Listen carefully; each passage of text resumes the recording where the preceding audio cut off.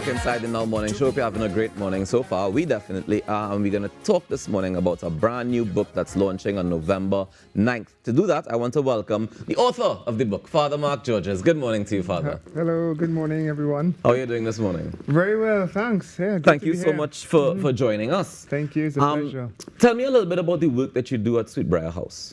Okay, well, my work is really to give a spiritual direction to young people, which is like coaching, if you want, and bringing out the best in them. And of course, well, part of that is, as a priest especially, I try to help people to figure out how to get that grace that they need. And so I administer the sacrament of confession. So I spend a lot of time doing confession. So that's something very special. I don't think you can you can do confession. No, I ought not to. No, I ought to. so. Me? Not me. Yeah, I is not the one. Exactly. But I really am interested in some of the challenges that you would face, not just not in confession, obviously, but in terms of being able to help children, especially get through that spiritual growth and to get that grace, especially in 2024. Yes. Okay, well, I'm really glad you asked that question. Today is the Feast of All Saints, actually. So that the saints are in heaven. There are some saints who are like beacons. Like, like in the Head of Trinidad, we have a big beacon and ships see the light and can find their way. But if you really want to find your way, you need a lot of little street lights. Right. That without street lights, the whole place is in darkness. So today celebrates the fact that, Christianity is not just about big beacons, but it's also all those little lights, all the saints who in the ordinary life that they reflect the life of Christ. They're also sources of grace and blessings for others. So that my job is to help people, you can say, to do that, to be saints. And talking about the challenges, for me, I think the big challenge today is, and this brings us to the actually, I think one of the main things is the topics of the book, which is that you really need a change of hearts. That I think today, people are a little tired of being told what to do. They want to see it for themselves. So that to do that, it's all about the inside, understanding how do I discover what is true and what is good. So I found that is one of the biggest challenges I have. And then secondly, also the environment in which we live. That, that there are a lot of prejudices. I don't know if that's a good word to use. People feel, because you're rich and then you're poor and then black and then you're white and then you all these divisions, all these things that divide us already. Yeah, all of these things are very confusing, for people. So we need a way to help people to navigate all of that. And I think that we need to put in the forefront the dignity of the human person so that we see whoever the person is. It was wonderful yesterday we celebrated Diwali. We have to see in everyone, religion, race doesn't have to divide us. We can see in each other, brother, sister. And that's again something from the inside. You have to, have to really come to terms with that. And then in the environment also, I think as a church, educators, we have missed a very important point, which is the idea of the education of the whole person.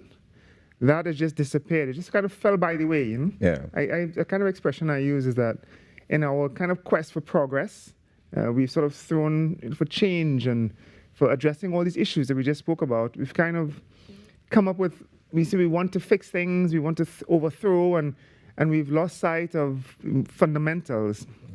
So it's like throwing the baby out with the bathwater. We want to fix things which need to be fixed. Right. But we've thrown out fundamentals. I mean, to bring that back. See, so that's like another huge challenge. I think. Now, I realize that more and more we have this challenge, like you say, of defining the balance, right? And the balance isn't always easy to find, nor is it always readily available. So, yes, I agree with you 100% that in our quest for finding what is right and what is good and what is just, we tend to throw away things that we think are bad and negative. But when we throw away some of those things, we throw away some, like you said, of the fundamentals. So the book is called The Anthropology of Integration. Big words. Yeah. And that just means how we get in together. Finding a nice, easy way for us to collaborate, right? Well, but again, that is true, definitely. But also it begins, first we have to collaborate on the inside, all different parts of us, you see? So that there is, so that the human person, there are 3 dimensions to the human person. So there is our biology, there's emotions, and then our spirit. So that's the first thing that needs to get along. Those different aspects. Sometimes our emotions take us over here. Of course. You know, or just the biologically, you know, we have issues and that takes us over here. And so we need to to find a way to bring all three yes, together. Absolutely. So I realize that now in yes. society, we have a lot of focus on mental health, yes. which is the, like you mentioned, the emotions yes, and some right. of the biology. Yes. We've been also focusing on physical health, which is the yes. actual biology. Yes. And then the church tends to be the one that focuses on the spiritual aspect yes. of things. But you're saying that we want to have the integrated approach from the church yes. for all of them. That's it. Use the magic word. Integrated. That's it. Yes. That's a magic word. How do we integrate it? How do we encourage the church to integrate it? Yes, well, that integration is, we have to always keep in mind the whole person. Right. So we can't forget the spiritual dimension. What the book suggests is that integration, at least on the inside, works in two ways. So there is where, believe it or not, that our biological, and the book calls it inclinations or impulses, and even the emotional longings that we have, if we read them correctly, they actually lead us to understand fundamental values that are spiritual. So let me give me an example of that. Let me give you an example. Because I have some urges, Pastor, that have nothing to do with spirituality. Well, they actually do. Then tell me more. That's the beauty of the book. Tell me more. Okay, very simple one. Let's suppose, okay, food, right? Right. So I can look at food. If I'm hungry, I want to eat it. If I think that, it's going to make me look ugly, I may not. Right? So it's putting me in different dimensions. So the same thing. But then so on the spiritual side, I now have to grapple with those things and to say, well, food, what is the whole purpose of food? And then I realize it's for health. And then why health? Health is for life. See, and then life, and then I realize life is a value. And I realized, well, it's not just a value for me. So it's not just about me now just to eat all I should. Or it's not just about, I shouldn't eat now. Maybe I'm in a birthday party. Maybe my guest offered me yesterday. Maybe I'm with a guest and I don't want to, make them look bad. Yeah. And then my spirit now tells me the right thing to do would be, okay, let me just have a little bit. Yeah. And so that now is where the balance comes. Yeah, but you saw how biology and emotions led me to understand that health, even though I really was hungry, but my spirit can tell me that it's life, is a value, and it means to take into account. I have to see I'm with other people, and that I have to take that into account as well. So I start, and there I make a good decision. I don't know if you understand, it's kind of complex. The book talks a lot about that, actually. Okay. Yeah, well, I understand that you broke up the book into a couple different parts. So we have levels of being, the teaching strategy, 3 dimensions, and values and virtues. Correct. I get in that what you just mentioned there would be in the values and virtues category. Yes, well, that is actually we're still in the levels of being and especially the 3 levels. The 3 dimensions. The 3 dimensions. That's the physical, emotional, and spiritual. That's what we're integrating. So we talk about upward integration, which is how when we try to decode our feelings, we understand values. But there's a downward integration where I accept these values and I try to live according to them. So that's where decision making. So that is the downward, I call it formative integration takes place. So that is where at the party, I'm not just given to my eat all I want. Right. Nor do I just don't eat because I don't want to look fat, but I will now make a right decision where I would say I would take a little bit because I'm in a guest, I'm in a party, and that is like the right decision to make. So the spirit then, it takes control. So we've covered that slide as well. The next one is what I think, this was the levels of being, we covered that one. Right. Then if you could go to the next slide, which is one we just covered. Right. And then the third one is where the book talks about the teaching strategy. So that would be the next step. And what is the teaching strategy? Very interesting. So then our teaching strategy now becomes one where you have sort of 3 points. And one is knowing, accepting, and doing. Knowing, accepting, and doing. So the thing is, we try to, remember at the beginning we spoke about young people, that they sort of want to know things, they want to understand things for themselves on the inside, and it has to be free. So then the way we teach people about values is by asking questions.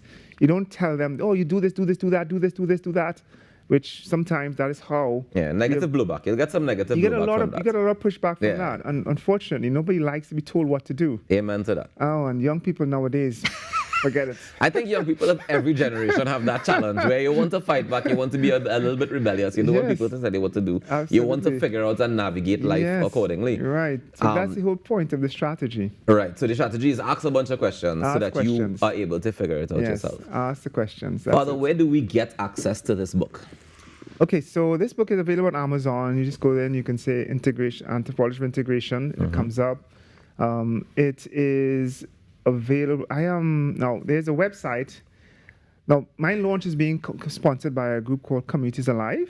They actually have a program to transmit values and virtues in school using this teaching methodology of knowing, accepting, doing. Right.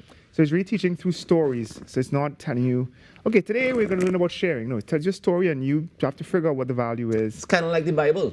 It's like the Bible, although taught in parables. Yeah. Exactly. So on the website for that organization, you just go click on the shop and I have a QR code there, but people can scan it. They can scan it. This is the pre-order QR code. They can see it, yeah. I don't know if you could zoom in and get a little scan to happen there. If you want to scan it, get your phones out now, and we're about to zoom into the QR code so that you can scan it and pre-order the book one time. Just scan it right there on your screen. I'll show it go work. Just try it. You get it? Good job. Nice. Fantastic. So now we have the pre-orders. I'm impressed with that zoom. That's very powerful. Hey, professional cameras we're dealing with here. All right. So this book is officially launching on the 9th of November. That's correct. So anybody who scanned just now, they get 20% off. Yes. The retail price is actually $240. But if you scanned it just now with the pre-order, you're paying $190 for it. That's correct. All right. So when it launches, we can go to Amazon and get it. No, it's already available. So we can pre-order on Amazon this is to pre-order locally. Yeah, you go on with the thing locally. You go through, you put in all the information, and it tells you how to pay, and then you pick up around the corner. All right. Well, Father, thank you so much for joining us this morning, and thank you for this book. I think it definitely can help our society because we're in a place where we need to find that balance. We need to figure out how to reintegrate the biology with the emotions, with the spiritual. Spirit, that's right. The whole person. The whole person. The whole person. Thank you so much for joining us this morning, Father. And do enjoy the rest of your day. And our sign didn't fall. You know that. Tell them have faith. Once you have faith, everything will be all right. Ladies and gentlemen, we take a quick break and we come back with more on the Now Morning Show. Stick around. Okay. Education, this is the foundation.